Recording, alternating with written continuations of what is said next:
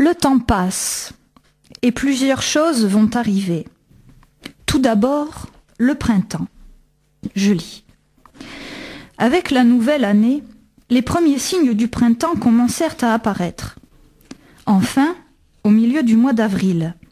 Viens voir. Qu'est-ce que c'est? Oh, que c'est beau! Il leur fallut du temps pour s'apercevoir que c'étaient de jeunes bourgeons. Ce jour-là, dans le doux soleil de printemps, monsieur et madame Arada restèrent longtemps sur la véranda à contempler les branches de l'orme, au point d'en avoir la nuque endolorie. Jour après jour, les bourgeons s'ouvraient. Le vert tendre, pareil à de fines couches de peinture, s'assombrissait peu à peu et le feuillage se densifiait. À chaque coup de vent, des rayons de soleil scintillaient comme des millions de particules lumineuses. Les jeunes pousses avaient l'air pressés de grandir. Les Arada commencent à l'apprécier, leur arbre. Il sait leur parler. Et puis s'ajoute un deuxième événement. Ils reçoivent la visite d'un vieux monsieur, l'ancien propriétaire de la maison. Il leur explique qu'il a été malade et que sa fille, pendant son hospitalisation, a vendu la maison et déplanté les arbres pour refaire le jardin à l'identique chez elle pour y héberger son père sans qu'il soit dépaysé. Mais aucun n'a trait à cette reconstitution. Il manque quelque chose au tableau pour que tout soit harmonieux. L'orme manque au vieux monsieur et il vient le revoir comme un vieil ami. Il est triste d'apprendre qu'il va être coupé et désire être prévenu du jour pour être présent et assister à sa dernière heure. Le jour fatidique arrive et le vieux monsieur est là au rendez-vous. Il parle avec monsieur Arada en attendant le bûcheron. Alors, voici comment il va lui parler de son arbre. Alors, cet arbre se dressait là avant que la maison soit construite. Je ne connais pas son âge, mais ce qui est certain, c'est qu'il avait déjà cette taille il y a 30 ans. Il était peut-être déjà là avant qu'il y avait ici que des champs et des bois et pas une seule maison. L'été, comme son feuillage est dense, il procure beaucoup d'ombre. L'ombre tourne avec le soleil et on trouve toujours un endroit frais dans cette zone. Quand le temps est à la pluie, il montre le revers argenté de ses feuilles et annonce l'orage dans un grand bruissement.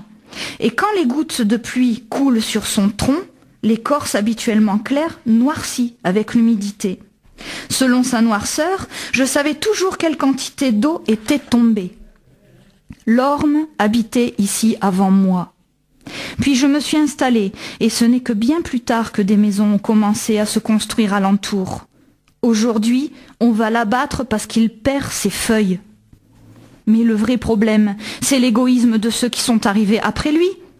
Dans une maison bien entretenue, le nettoyage des gouttières doit se faire tous les ans.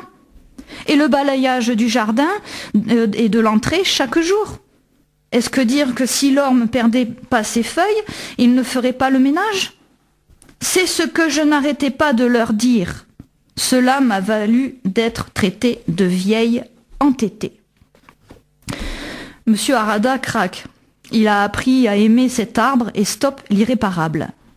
Il s'engage juste à rendre service et à faire nettoyer les gouttières des voisins du moment qu'on ne coupe pas l'arbre. Le bûcheron est lui-même soulagé. Il ne se voyait pas couper l'âme de ce si bel arbre. L'orme du Caucase, même si c'est le titre du livre, n'est que la première histoire de 8 récits courts d'un auteur nommé Utsumi, 8 récits dessinés par Taniguchi qui abondent de gentillesse. Mais attention au mot « gentil », nous explique le romancier et le critique d'art Yoshikawa Ushio. Je cite. « Quand on demande aux jeunes filles quel genre d'homme elles voudraient épouser, elles répondent souvent « un homme gentil ». C'est bien d'être gentil, mais la question est de savoir envers qui ou quoi être gentil. Il y a de fortes chances qu'un homme gentil avec les femmes, après s'être marié, soit gentil avec d'autres femmes que la sienne. D'ailleurs, dans le monde, beaucoup de personnes ont une gentillesse partiale. Une femme dont la belle-fille est activement engagée dans l'écologie et le recyclage, en invoquant le slogan « Soyons gentils avec la Terre », s'est plainte une fois auprès de moi « Ma belle-fille est gentille avec la Terre, mais elle est méchante avec moi ». Autre exemple. Il y a des avocats qui sont gentils avec les assassins et méchants avec les familles des victimes.